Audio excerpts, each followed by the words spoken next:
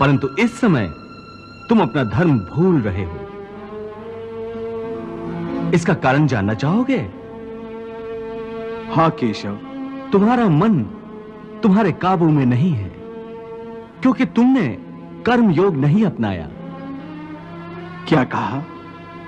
कर्म योग से मन काबू में रहता है? हां अर्जुन, कर्मयोग के कारण कर्मयोगी का मन इधर उधर भटकता नहीं है। कर्मयोगी की बुद्धि स्थिर हो जाती है।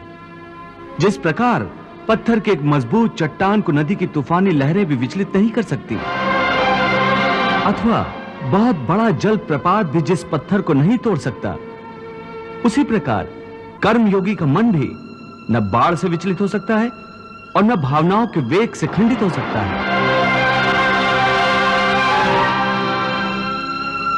हे पार्थ, इसलिए तुम निष्काम कर्मयोग की साधना करो।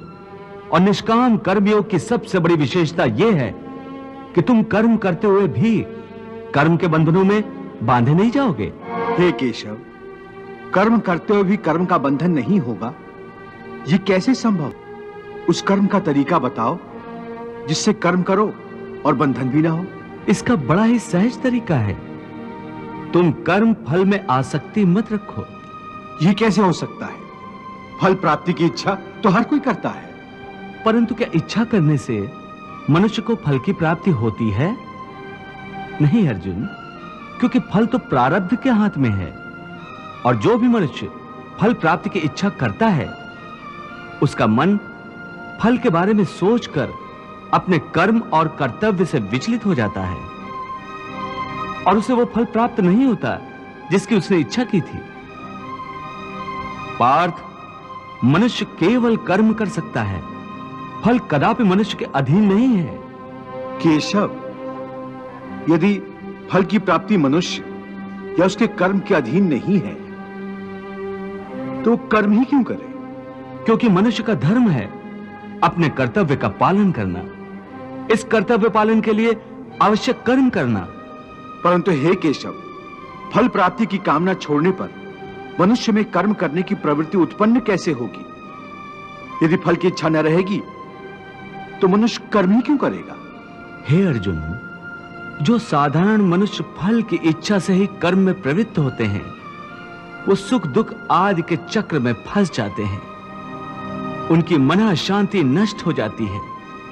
हर पल हर समय फल प्राप्ति के विचार से उनकी निद्रा उड़ जाती है।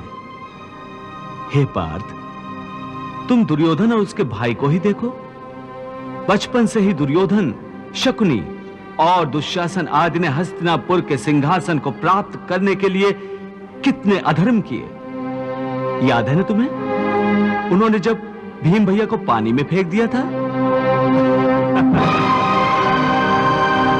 और वो घटना भी याद होगी जब इन्हीं कौरवों ने तुम सब पांडवों को लाक्षागृह में जलाकर मार डालने की चाल रची थी।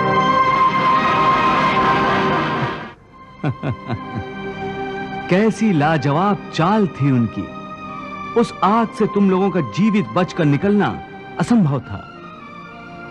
कितना योजनाबद्ध कर्म था, परंतु इस कर्म का फल उन्हें मिला नहीं,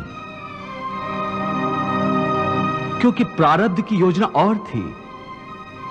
इस प्रकार उनकी इच्छा विरुद्ध जब सारे प्रयास विफल हो गए, तो उन्होंने तुम सबको छल कपट से काम लेकर 12 वर्षों के वनवास और 1 वर्ष के अज्ञातवास में भेज दिया था। परंतु बार बार प्रयास करने के बाद भी कौरवों को उनकी इच्छा अनुसार फल प्राप्त नहीं हुआ। वो ये भूल गए थे कि फल प्रारब्ध अनुसार मिलता है। इन दुष्कर्मों के चक्र में वो बुरी तरह फंस गए हैं पार्थ। और जिस फल की कामना वो कर रहे हैं, वो फल उन्हें प्राप्त नहीं होगा, बल्कि दुष्कर्मों का बुरा फल ही उन्हें मिलेगा।